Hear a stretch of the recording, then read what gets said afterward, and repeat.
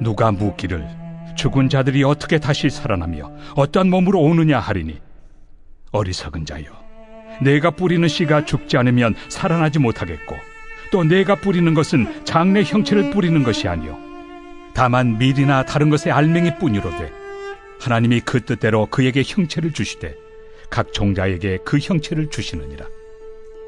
육체는 다 같은 육체가 아니니, 하나는 사람의 육체요, 하나는 짐승의 육체요, 하나는 새의 육체요, 하나는 물고기의 육체라. 하늘에 속한 형체도 있고 땅에 속한 형체도 있으나, 하늘에 속한 것의 영광이 따로 있고 땅에 속한 것의 영광이 따로 있으니, 해의 영광이 다르고 달의 영광이 다르며 별의 영광도 다른데 별과 별의 영광이 다르도다. 죽은 자의 부활도 그와 같으니, 썩을 것으로 심고 썩지 아니할 것으로 다시 살아나며, 욕된 것으로 심고 영광스러운 것으로 다시 살아나며, 약한 것으로 심고 강한 것으로 다시 살아나며, 육의 몸으로 심고 신령한 몸으로 다시 살아나나니, 육의 몸이 있은즉 또 영의 몸도 있느니라. 기록된 바, 첫사람 아담은 생명이 되었다 함과 같이 마지막 아담은 살려주는 영이 되었나니, 그러나 먼저는 신령한 사람이 아니요 육의 사람이요 그 다음에 신령한 사람이니라. 첫사람은 땅에서 났으니 흙에 속한 자이거니와 둘째 사람은 하늘에서 나셨느니라.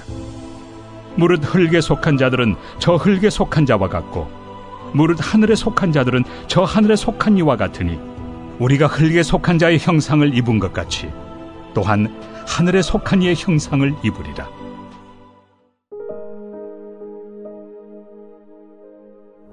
어제 우리는 부활이 없다면 우리의 치열한 신앙도 고난도 아무런 의미가 없다고 한 경고의 말씀을 들었습니다.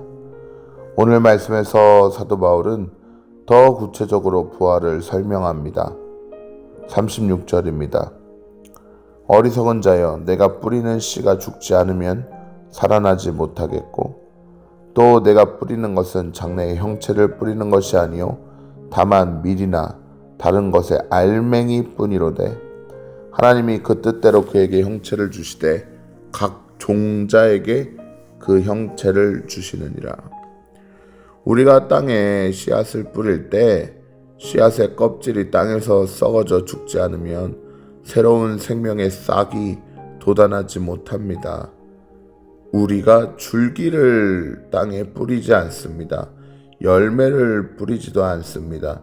씨앗을 뿌립니다. 하나님은 작은 씨앗 속에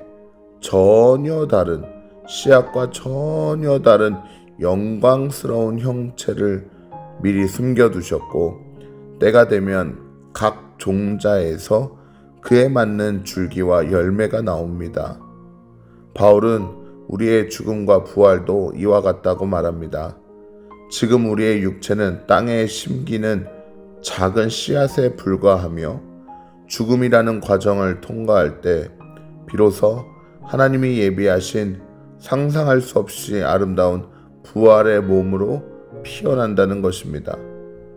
육체에도 사람의 육체, 짐승의 육체, 새와 물고기의 육체가 다 다르듯이 하늘에 속한 형체와 땅에 속한 형체가 다르고, 해, 달, 별의 영광이 각각 다릅니다. 하나님은 이처럼 모든 피조물에게 고유하고도 아름다운 영광을 주셨습니다. 하물며 하나님의 자녀들이 부활할 때 지금의 연약한 몸과는 비교조차 할 수 없는 완전히 차원이 다른 영광스러운 몸을 우리에게 주시지 않겠습니까? 사도 바울은 이렇게 선언합니다. 42절입니다. 죽은 자의 부활도 그와 같으니, 썩을 것으로 심고 썩지 아니할 것으로 다시 살아나며, 욕된 것으로 심고 영광스러운 것으로 다시 살아나며, 약한 것으로 심고 강한 것으로 다시 살아나며, 육의 몸으로 심고 신령한 몸으로 다시 살아나나니, 육의 몸이 있은즉 또한 영의 몸도 있느니라. 우리의 현재의 몸은 늙고 병들어 무덤에 묻히게 될 썩을 것이지만 부활의 몸은 영원히 쇠하지 않을 썩지 아니할 것입니다. 또한 우리의 현재 몸은 죄로 인해 부끄러움과 한계를 지닌 욕된 것이지만 부활할 때는 주님의 빛을 발하는 영광스러운 것으로 다시 살아납니다. 우리의 몸은 현재 작은 바이러스나 사고에도 쉽게 무너지는 약한 것이지만 부활의 몸은 시공간의 제약을 뛰어넘는 하나님의 권능을 가진 강한 것이 됩니다.